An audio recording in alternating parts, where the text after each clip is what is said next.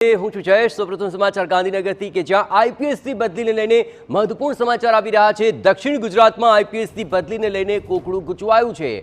અહીં સુરત સીપી અને range આઈજીની post માટે 5 દાવેદારો છે। ઇલેક્શન કમિશને સરકાર પાસે યાદી મંગાવી છે।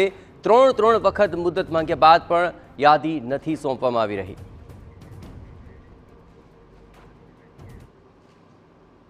तो आ समग्र मामले વધુ વિગતે વાત કરવા માટે જોડાઈ રહ્યા છે ટીવી9 સંવાદદાતા કિંજલ। આખરે 3 વખત યાદી મંગાવવામાં આવી છતાં પણ આ યાદી સ્પષ્ટ નથી થઈ રહી। આખરે ક્યાં કોકડું ગૂંચવાયેલું છે કિંજલ? જયેશ, પહેલી વાર એવું થઈ રહ્યું છે કે ગુજરાતની અંદર આઈપીએસની બદલીને લઈ અને એટલા બધા વિષયો આવી રહ્યા છે કે જેને લઈને રાજ્ય સરકારે જાણે ઇલેક્શન કમિશન ઉપર આખો મુદ્દો છે તે છોડી દીધો હોય તેવું લાગી રહ્યું છે। સૌથી મહત્વની વાત એ છે કે દક્ષિણમાં આખું કોકડું છે તે ગૂંચવાયું છે। દક્ષિણની અંદર સુરત સીપી અને સુરત રેન્જ આઈજી માટે 5 દાવેદારો છે। દાવેદારોની જો વાત કરવામાં આવે કે જે આઈપીએસ લોબીમાં સૌથી વધારે ચર્ચા થઈ રહી છે તેમાં 2 પ્રબળ દાવેદારોની વાત કરવામાં આવે તો અભય ચુડાસમા અને રાજકુમાર પાંડ્યન આ બંને આ સીટ માટે લોબિંગ છે તે કરી રહ્યા છે। તેની સાથે અનુપમ ગેહલોતની વાત કરવામાં આવે, આરબી બ્રહ્મભટ્ટની વાત કરવામાં આવે તો આ લોકોને પણ સારું પોસ્ટિંગ સરકારે આપવું પડશે કેમ કે સરકારે જે તે સમયે કમિટમેન્ટ કર્યા હોવાની પણ વાત આઈપીએસ લોબીમાં છે। હવે સૌથી મહત્વનો પ્રશ્ન એ છે કે સરકારના હાથમાં જ હતું તેમ છતાં સરકારે ઇલેક્શન કમિશનને જાહેરાત આપી ત્યારબાદ પણ ઇલેક્શન કમિશનની ટકોર બાદ પણ બદલી નથી કરી। 3 વખત સમય છે તે ઇલેક્શન કમિશન સામેથી લેવામાં આવ્યો હતો અને જ્યારે હવે પેનલ આપવાની છે, જ્યારે પણ ચૂંટણીની જાહેરાત થઈ જતી હોય છે ત્યારે ઇલેક્શન કમિશનને રાજ્ય સરકારે પેનલ આપવી જરૂરી હોય છે। હજુ સુધી પેનલ આપવામાં નથી આવી।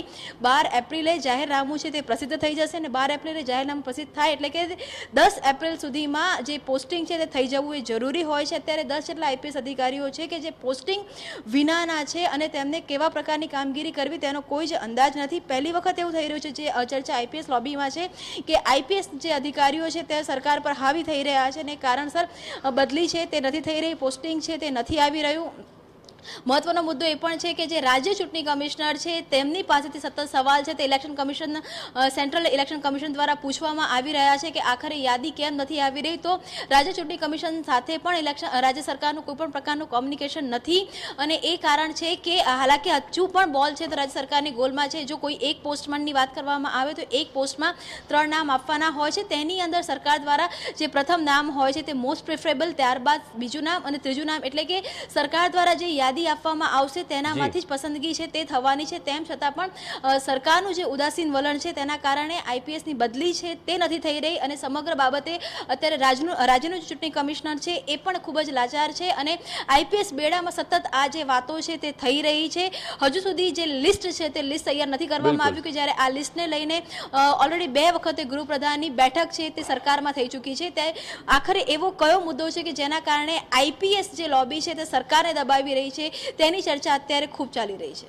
આભાર કિંજલ। તમામ ગતિવિધિઓ પર આપ નજર રાખતા રહેજો। તો સરકારે એક પોસ્ટ માટે 3 નામની પેનલ સોંપવાની છે અને 10થી વધુ પોલીસ અધિકારીઓ પાસે હાલ પોસ્ટિંગ નથી અને 12 એપ્રિલ પહેલાં તો અધિકારીઓની બદલી થાય તે અત્યંત જરૂરી છે।